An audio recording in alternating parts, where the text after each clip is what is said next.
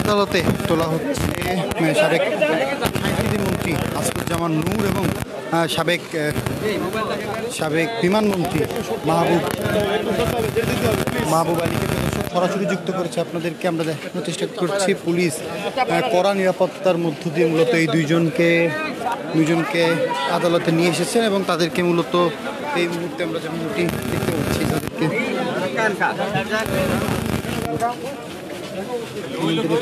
কড়া নিরাপত্তায় তাদেরকে আদালতে তোলা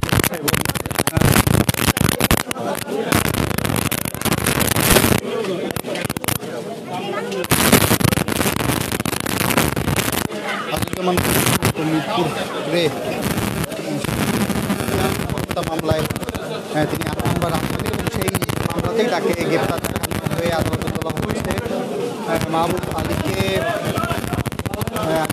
মামলা পর্যন্ত বিষয়টি জানতে পারিনি, তবে বলে অর্থাৎ কোর্টরুমে যখন তাকে তোলা হবে তখনই আসলে মূলত জানা যাবে যে তাকে আসলে কোন মামলায় তোলা হচ্ছে।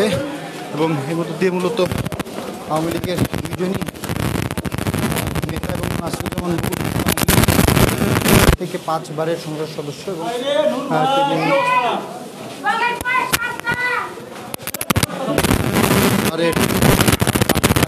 সদস্য এবং তাকে আজকে আদালতে এক প্রকার তোলা হচ্ছে এবং তাকে মূলত মিরপুরে হত্যা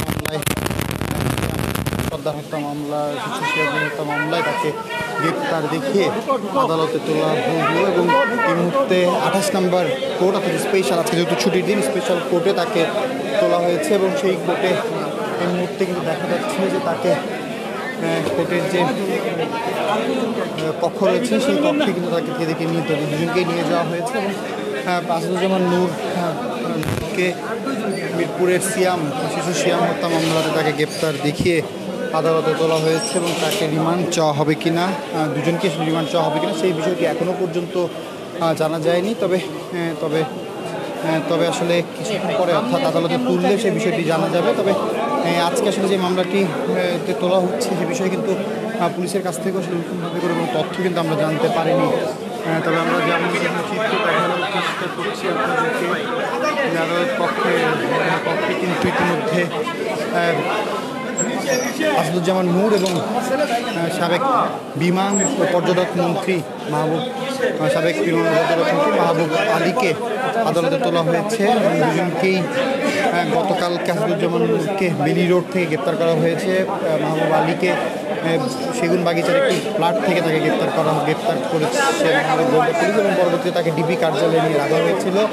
আজকে কিছুক্ষণ আগেই তাদেরকে আদালতে আনা হয়েছে এবং এনে প্রথমে হাজতখানা, আদালতের যে হাজতখানা রয়েছে সেই হাজতখানাতে তাদেরকে নেওয়া হয়েছিল এবং পরবর্তীতে মূলত দুজনকেই কোর্টে অর্থাৎ 28 নম্বর কোর্ট স্পেশাল কোর্টে মূলত দুজনকেই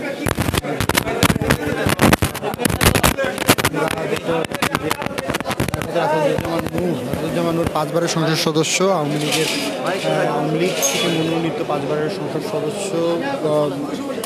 সর্বশেষ দ্বাদশ জাতীয় সংসদ নির্বাচনেও তিনি নীলফামারী থেকে আওয়ামী লীগের মনোনয়ন নির্বাচন করে জয়যুক্ত এমপি হয়েছিলেন এবং মাহবুব আলী তিনি 2 বারের সংসদ সদস্য। তবে সর্বশেষ দ্বাদশ জাতীয় সংসদ নির্বাচনে তিনি ব্যারিস্টার সুমনের কাছে বিপুল ভোটে হেরে গিয়েছেন। পরবর্তীতে তিনি আর এমপি হতে পারেননি। তবে ব্যারিস্টার সুমন যে চিত্রটি আপনাদেরকে জানাচ্ছি, চেষ্টা করছি, 15ই গত 5 আগস্ট শেখ হাসিনা পদত্যাগ করে দেশ ত্যাগ করার পর থেকেই একে একে আওয়ামী লীগের যারা মন্ত্রী এমপিরা ছিলেন তারা মূলত গা ঢাকা দিয়েছিলেন এবং পরবর্তীতে কিন্তু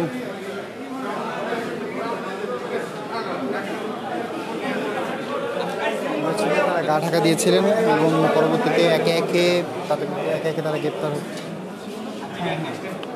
পরবর্তীতে তাদেরকে একে একে গ্রেপ্তার করা হচ্ছে এবং গ্রেপ্তার করে কিন্তু আদালতে তোলা হচ্ছে। মূলত ক্ষেত্রে বৈষম্য বিরোধী ছাত্র আন্দোলনে যে পুলিশ কর্তৃক বা কর্তৃক যে সংঘর্ষের ঘটনায় যে হত্যাকাণ্ডগুলো হয়েছে, যে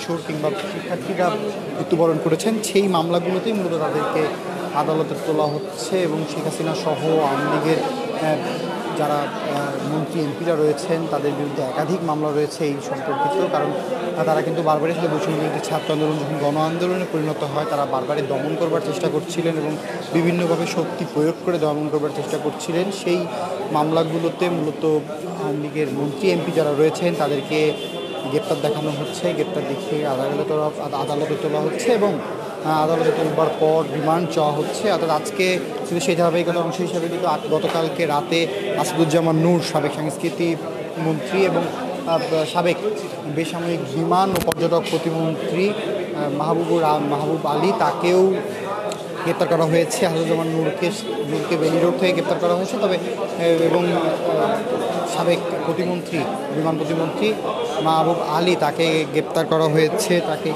হয়েছে সেগুনবাগিচা থেকে এবং পরবর্তীতে তাকে আজকে কোর্টে তোলা হয়েছে। তাদের কাছে রিমান্ড চাওয়া হবে কিনা বা পরবর্তীতে তাদের আসলে কীভাবে আদালতে কোন মামলায় তোলা হবে সেই বিষয়টি যতটুকু জানা গিয়েছে আসাদুজ্জামান নূরকে মিরপুরে শিশু সিয়াম সর্দার হত্যা মামলায় গ্রেপ্তার দেখানো হয়েছে। এজাহারে অর্থাৎ যে এজাহারটি দেওয়া হচ্ছে আদালতে সেখানে কিন্তু স্পষ্ট বলা হয়েছে পুলিশের পক্ষ থেকে যে কাহিনী মামলাটি এমনভাবে করা হয়েছে, সেখানে বলা হয়েছে যে সিয়াম মিরপুরে যে রব্বানি হোটেলে কাজ করতেন এবং সেই হোটেল থেকে তিনি বের হওয়ার সময় তার মাথায় গুলি লাগে এবং গুলি মাথায় লেগে এক পাশ দিয়ে বের হয়ে যায় এবং সেই মামলায় মূলত তাকে গ্রেপ্তার দেখানো হয়েছে। সেই সমস্ত মামলাতেই গ্রেপ্তার দেখানো হয়েছে। দর্শক জানাচ্ছিলাম আপনাদেরকে আদালত থেকে এই ছিল আমাদের কাছে এই মুহূর্তে আদালত থেকে সর্বশেষ।